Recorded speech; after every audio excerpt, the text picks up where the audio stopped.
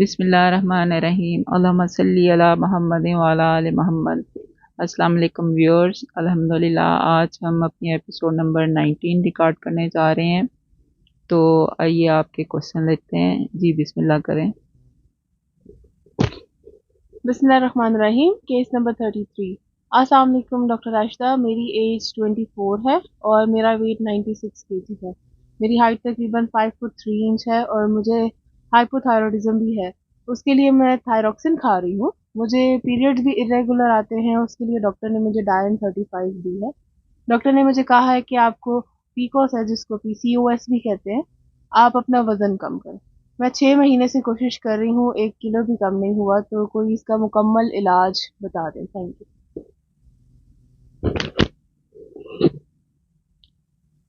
Okay viewers, ये जो पीकोस जिसको आप कहते हैं या पीसीओएस, ये है असल में बीमारी जो है पॉलीसिस्टिक ओवेरियन सिंड्रोम।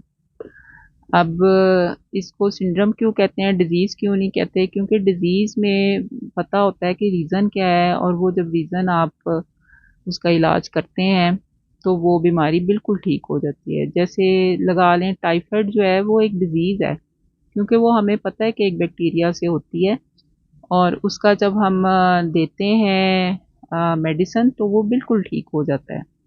लेकिन जो सिंड्रोम होती है ये ग्रुप ऑफ सिम्टम्स होते हैं जिनकी कोई डेफिनेटिव रीज़न नहीं पता होती। तो हमारे पास काफ़ी सारे पेशेंट जो हैं इसके आते हैं, और इस वक्त इसका इंसिडेंस जो है वो बढ़ता जा रहा है, जिसकी वजह आपका लाइफस्टाइल और डाइट है। अमेरिका में इस वक्त जो उनका सेंसिस है, इंसिडेंस 10% है, यानी कि 100 में से 10 मरीज जो हैं ओपीडी में इसके आते हैं। यहाँ सऊदी अरब में 40% है, यानी कि 100 में से अगर आपने आउटडोर में गायनी आउटडोर में मरीज देखे हैं, 100 मरीज देखे हैं, तो उसमें से 40 जो है मरीज इसके ही होंगे। और पाकिस्तान में भी चूँकि इसका इंसिडेंस किसी ने स्टडी नहीं किया, लेकिन कुछ हमारे डॉक्टर्स हैं उन्होंने लोकली अपनी एफर्ट से इसका स्टडी किया है इंसिडेंस, तो उनका कहना है कि 50 to 60% पेशेंट जो हैं वो पीसीओएस के अब रिपोर्ट हो रहे हैं। और ज़्यादातर वो कहते हैं कि इनका जो है एक रीज़न तो ये है कि ये पेरेंट्स से बच्चों में आती है, लेकिन अब देखा गया है कि ज़्यादातर ये लाइफस्टाइल और डाइट की वजह से आ रही है। पेरेंट्स बिल्कुल ठीक होते हैं, लेकिन बच्चों में ये पीसीओएस जो है वो डायग्नोज हो जाती है।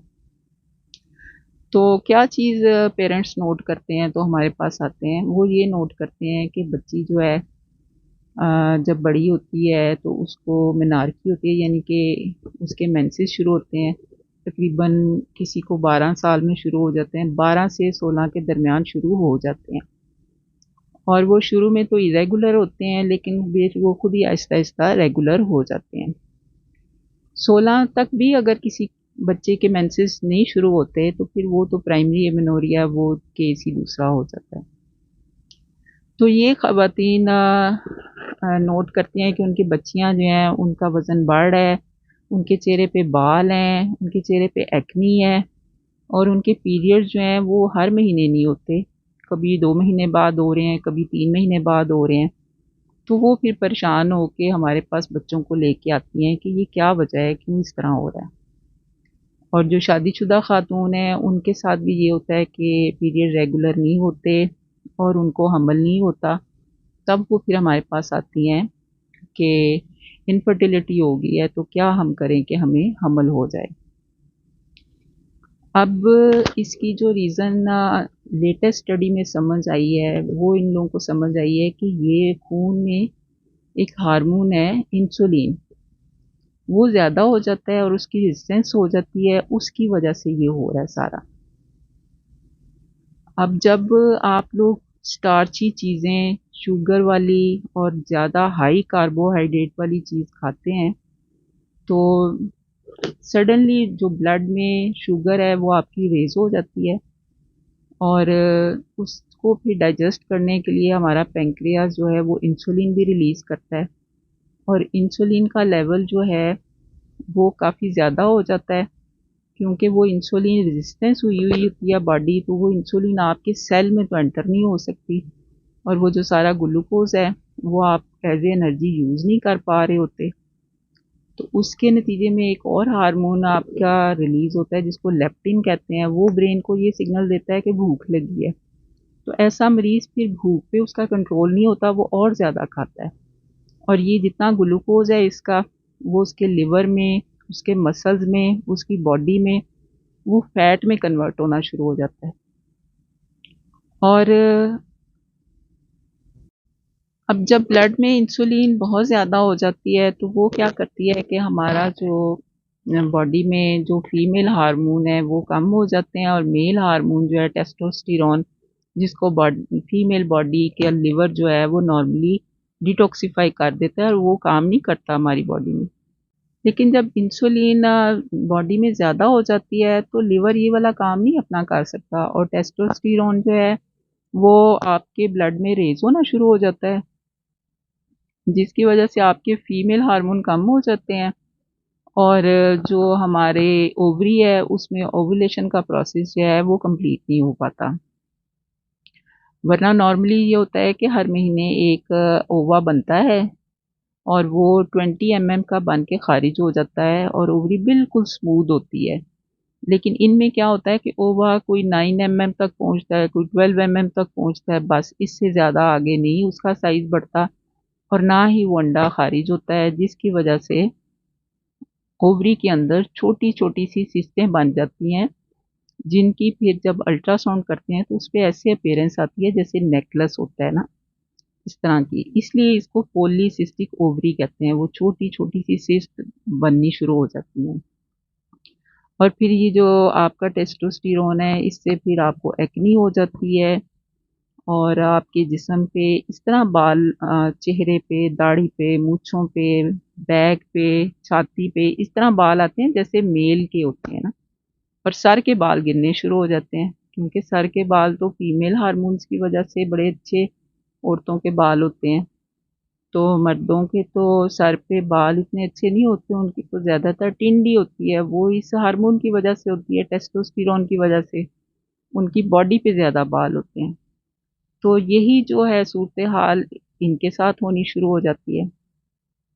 और फिर जब फीमेल हार्मोन कम हो जाते हैं, ओवुलेशन भी नहीं होती, तो पीरियड भी नहीं आते हर महीने, और जब पीरियड्स ही नहीं आते, ओवा ही नहीं बन रहा, तो फिर हमल भी नहीं होता।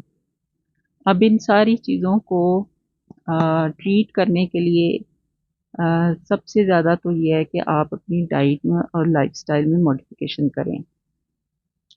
लेकिन जब मरीज़ को ये कहा जाता है कि अपनी डाइट में मॉडिफिकेशन करें, लाइफस्टाइल में मॉडिफिकेशन करें, तो इस बात पे बहुत कम अमल किया जाता है, जिसकी वजह से इसका इलाज करना बहुत मुश्किल होता जा रहा है। मरीज़ों को चाहिए कि उनको होता है डॉक्टर फ़ौरन हमें कोई मेडिसिन दे और फ़ौरन से कुछ मिरेकल हो जाए।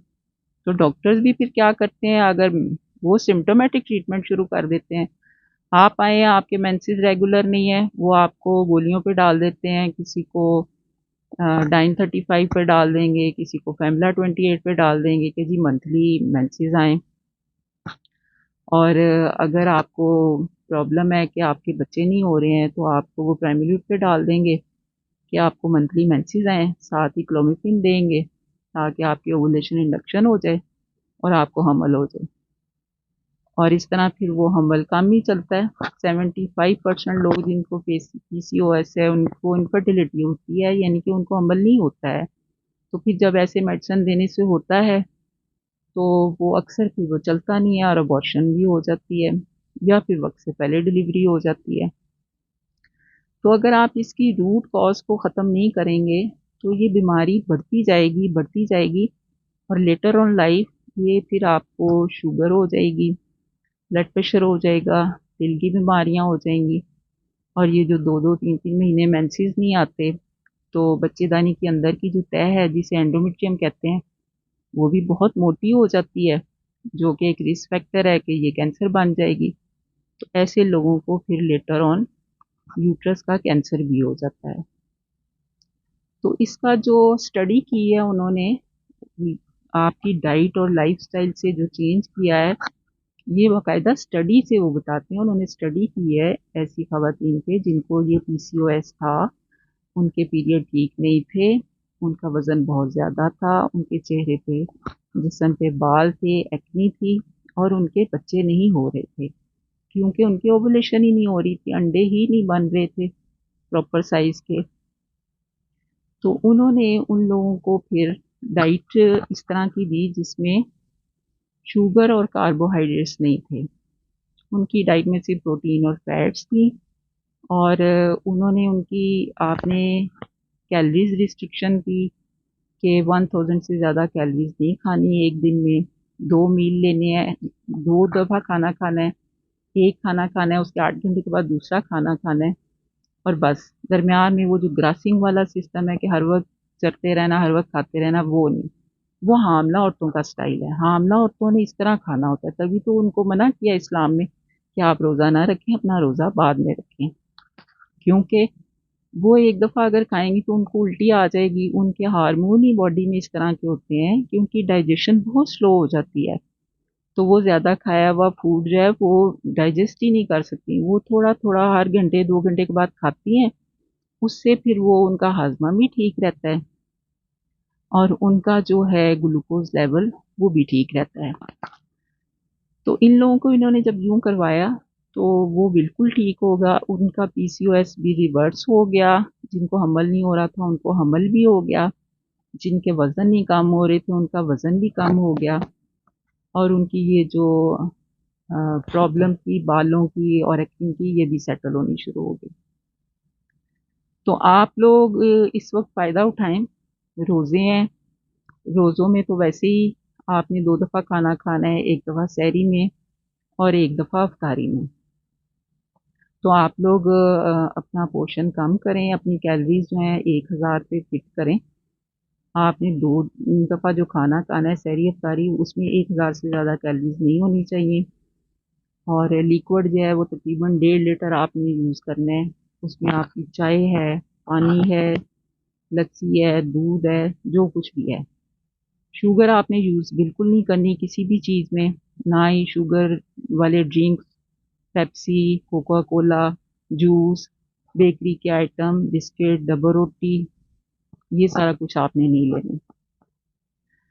और शुगर की अगर आपको बहुत उस तरह क्रेविंग होती है, अपनी चाय आप बिल्कुल मीठे के बगैर नहीं ले सकते तो आप हनी यूज़ कर सकते हैं। नींबू पानी बना रहे हैं तो उसमें भी हनी डाल लें, बहुत ज़्यादा नहीं, ये नहीं कि पूरी बोतल आप एक दिन में ख़त्म कर लें। 1 चम्मच हनी आप यूज़ कर लें, 2 चम्मच कर लें, इतना। या स्टीविया मिलता है जो कि शुगर का अल्टरनेटिव है, ये प्लांट से बनता है और बिल्कुल नेचुरल है। थोड़ा-सा आप वो डाल सकते हैं, उससे भी मिठास हो जाती है। और ड्रिंक्स जिनको पीने का शौक है, पेप्सी, मिरिंडा, 7 अप, वो भी आप लें। वो किस तरह लेने हैं, CAC 1000 की गोली मिलती है और वो वाली आपने लेनी है जिसमें साथ विटामिन डी और विटामिन सी भी हो। ये हर फ्लेवर में मिल जाती है, कोला फ्लेवर में भी है। ये आप 1 ग्लास में 1 गोली डालेंगे तो बिल्कुल पेप्सी कोला की तरह बन जाएगी। उसका कलर भी वही है, उसका टेस्ट भी वही है, कोई फ़र्क नहीं है। लेकिन ये हेल्दी ड्रिंक है, इसमें आपको कैल्शियम मिलेगी, विटामिन डी मिलेगी, विटामिन सी मिलेगी।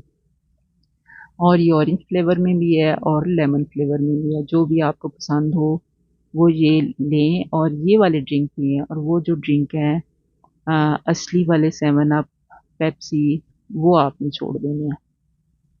बाकी अगर आप लोगों को शौक है कि आप नहीं रह सकते पिज़्ज़ा खाए बगैर, बर्गर खाए बगैर, शवारमा खाए बगैर, पेप्सी आपने पीनी है या 7 अप, मिरिंडा इसके बगैर आप नहीं रह सकते, तो ये भी आप बना सकते हैं। अब जो बर्गर और शवारमा और पिज़्ज़ा उसमें बुरी चीज़ क्या है वो है व्हाइट ब्रेड, उसमें जो व्हाइट आटा यूज़ हो रहा है। तो वो आटा आप रिप्लेस कर दें, तो बाकी तो उसमें कोई भी चीज़ ख़राब नहीं है। बाकी क्या या गोश्त है या चीज़ है और सलाद है, उसमें तो कोई ऐसी चीज़ नहीं है जो जिसने आपको नुकसान करना है। तो आप ये आटा जो है ये मल्टीग्रेन आटा यूज़ करें। मल्टीग्रेन आटा पाकिस्तान में आप शाहिद भाई के ऑनलाइन स्टोर से भी मंगा सकते हैं। यहाँ सऊदी अरब में भी ऑनलाइन iHerb से भी मिल जाता है, अमेज़न से भी, या आपके घर के पास जो भी शॉप है उधर से मल्टीग्रेन आटा ले लें। अगर कहीं से नहीं मिलता तो आप खुद बना लें। इसमें आपने क्या करना है, जैसे मैं आपको एक छोटा पोर्शन बता देती हूँ, आपको खुद ही एडजस्ट कर लें कि आधा किलो आपने ओट लेना है, ओट को आपने ग्राइंड कर लेना है, उसका आटा बन जाएगा। आधा किलो उसमें बेसन मिक्स करना है और एक पाव आपने अलसी लेनी है। अलसी जो है उसको आप ऐसे ग्राइंड नहीं कर सकते कच्ची, उसको आप ड्राई रोस्ट कर लें और जब वो चटकना शुरू हो जाए तो उसमें एक चम्मच आपने ये वाले मसाले भी डालने हैं। जैसे ये अजवाइन है, 1 टीस्पून ये डालें, 1 टीस्पून जीरा, और 2 टीस्पून आपने धनिया डालना सूखा, वो भी साथ ही फिर वो ड्राई रोस्ट ही हो जाएगी। एंड पे डालें वरना ये मसाले जल जाएंगे। इसको ठंडा करके इसको ग्राइंड कर लें और ये मिक्स कर लें। ये आपका शानदार मल्टीग्रेन आटा बन गया। तो जिनको अलसी पसंद ना हो या मिल ना रही हो, वो इसमें फिर आधा किलो ब्राउन आटा डाल लें, जो देसी गंदम का ब्राउन आटा होता है ना, वो डाल लें आप। तो ये आपका घर का शानदार मल्टीग्रेन आटा तैयार हो गया है। इसका ग्लाइसीमिक इंडेक्स बहुत कम है, इसमें शुगर बहुत कम है और अच्छी चीज़ें और फाइबर वो बहुत ज़्यादा हैं। तो ये आप इसकी रोटी बनाएं और वो रोटी आप यूज़ करें शवारमा बनाने के लिए।